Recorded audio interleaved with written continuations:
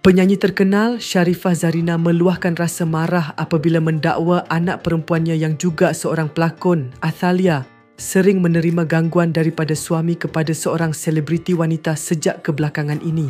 Sharifah Zarina Wan Hassan berkata, individu berkenaan didakwa menghantar mesej peribadi di media sosial dengan niat mengajak Athalia keluar secara berdua tanpa kehadiran isteri dan anak-anaknya.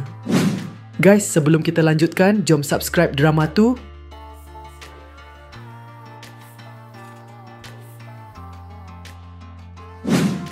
Tak suka media sosial dicemari begini, tetapi ini jalan terbaik untuk hentikan tanpa sakitkan hati sesiapa kecuali yang berkenaan. Minta tolong sangat kepada suami orang ini agar berhenti ganggu Athalia.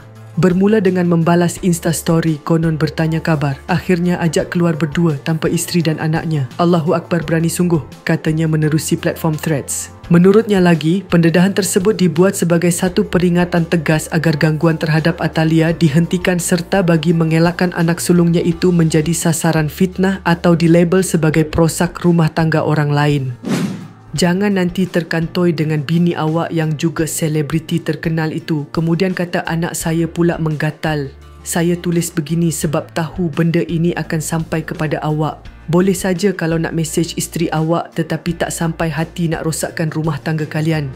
Takut juga nanti akhirnya yang berbaik kalian tetapi kami pula jahat, katanya lagi.